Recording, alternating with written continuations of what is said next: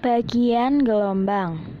Bagian gelombang di sini terdiri dari 3. Yang pertama adalah periode gelombang atau T, adalah waktu yang dibutuhkan untuk mengadakan satu siklus gelombang. Yang kedua adalah kemiringan gelombang atau L. Perbandingan antara H dengan L, perbandingan itu bervariasi tetapi tidak lebih dari 1/7. Yang ketiga adalah kecepatan gelombang atau C, jarak yang ditempuh oleh menjalarnya gelombang tiap kesatuan waktu.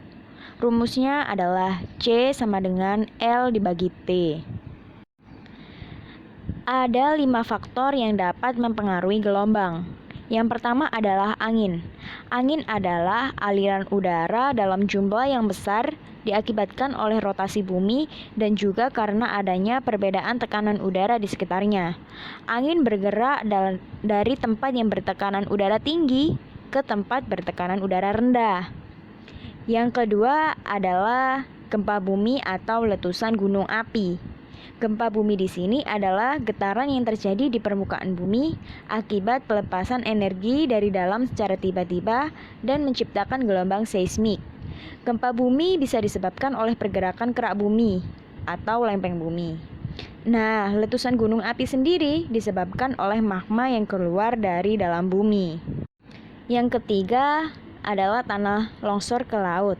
Di sini maksudnya contohnya ada sebuah bukit yang berada di pinggir laut atau di pinggir pantai.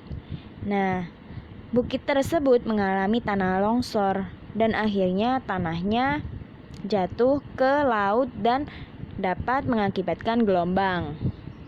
Yang keempat adalah cliff jatuh. Di sini maksudnya cliff itu adalah bentuk pantai di mana dinding bagian atas menggantung, sedangkan bagian bawahnya terkikis oleh gelombang laut. Dan yang terakhir adalah kapal lewat. Kapal lewat ini maksudnya ada kapal yang sedang berlayar dan menyebabkan gelombang, tetapi di sini gelombangnya tidak gelombang yang besar.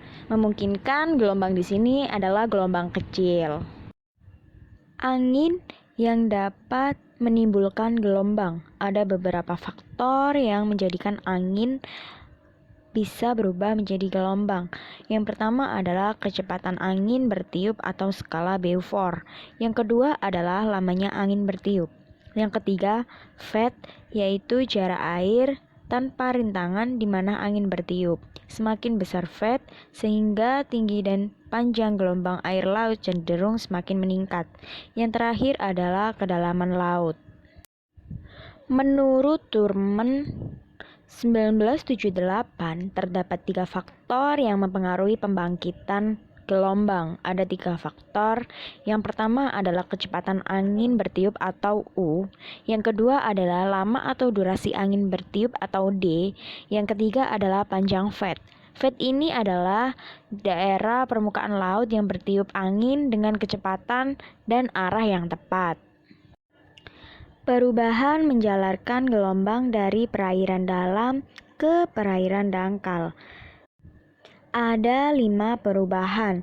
Yang pertama adalah refraksi. Refraksi di sini yaitu proses terjadinya karena adanya pengaruh perubahan kedalaman dasar laut. Akibatnya, arah penjalaran gelombang atau lintasan gelombang akan mengalami pembelokan dan cenderung untuk tegak lurus terhadap garis kontur dasar laut. Nah, semakin rapat kontur laut, maka semakin cepat terjadinya pembelokan mengarah ke arah tegak lurus garis kontur. Yang kedua adalah difraksi. Difraksi ini sendiri yaitu proses terjadinya apabila ada sebuah gelombang datang menuju pantai terhalang oleh suatu rintangan seperti pemecah gelombang atau pulau. Energi gelombang berpindah secara lateral ke arah daerah terlindungi. Pendangkalan dasar laut menyebabkan terjadinya perubahan kecepatan, panjang, dan tinggi gelombang yang merambat ke pantai. Yang berikutnya adalah refleksi. Refleksi di sini sendiri yaitu proses terjadinya apabila gelombang yang dalam perambatannya menemui rintangan, misalnya bangunan laut atau pantai atau pulau, sehingga dipantulkan secara keseluruhan dan sebagian saja. Sementara bagian lainnya diserap oleh rintangan tersebut dan diteruskan. Dan yang terakhir ini adalah breaking wave. Breaking wave ini sendiri adalah gelombang pecah terjadi apabila gelombang bergerak mendekati pantai. Pergerakan gelombang di bagian bawah yang berbatasan dengan dasar laut akan melambat. Ini adalah akibat dari friksi atau gesekan antara air dan dasar laut. Sementara itu, bagian atas gelombang di permukaan air akan terus melaju. Semakin menuju ke pantai, puncak gelombang akan semakin tajam dan lembahnya akan semakin datar, dan akhirnya gelombang tersebut pecah. Bentuk-bentuk gelombang di sini ada 3. Yang pertama adalah laut dalam, yang kedua laut dangkal, dan ketiga adalah laut peralihan.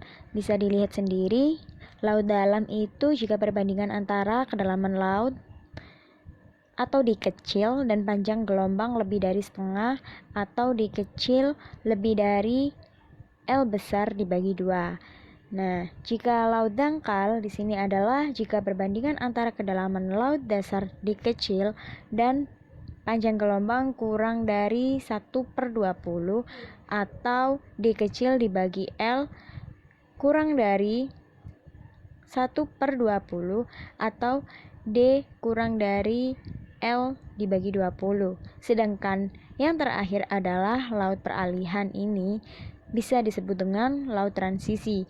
Jika dikecil dibagi L sama dengan I, atau 1/20 dikurangi setengah, atau nilai dikecil terletak di antara L dibagi 20 dan L dikali 2. Nah, gelombang yang disebabkan oleh angin di sini ada 3. Yang pertama adalah sea wave.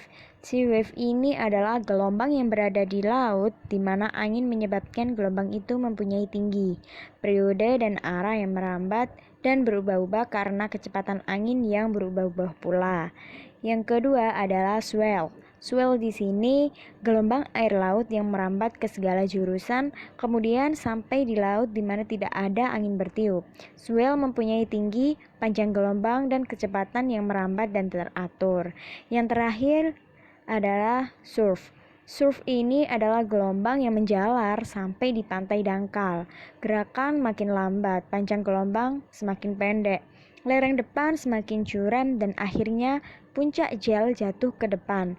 Gelombang yang pecah dan jatuh disebut breaking wave atau branding, atau bisa disebut dengan ombak tarung. Tipe gelombang katastrofik atau bencana. Ada 4 tipe gelombang. Yang pertama adalah gelombang badai atau storm surge. Yang kedua adalah gelombang karena longsoran. Yang ketiga adalah gelombang tsunami. Yang keempat adalah gelombang stasioner atau gelombang yang bergerak vertikal ke atas dan ke bawah. Ada juga yang terakhir di slide ini adalah ombak tarung. Ombak tarung ini ada yang di papan dan ada ombak tarung yang di pantai. Nah, yang ombak tarung di papan ini bisa disebut dengan klippen branding. Nah, artinya ombak yang menjalar terhalang oleh pantai yang curam, maka akan kembali ke tengah laut, tapi dalam perjalanannya kembali dengan gel di belakangnya sehingga jatuh berbuih-buih. Nah, yang ombak tarung di pantai ini bisa disebut dengan trending atau ombak yang terjadi di pantai landai ketika menyentuh dasar laut yang dangkal. Kecepatan merambat semakin lambat, puncak semakin tinggi, semakin curam, akhirnya pecah dan jatuh di depan.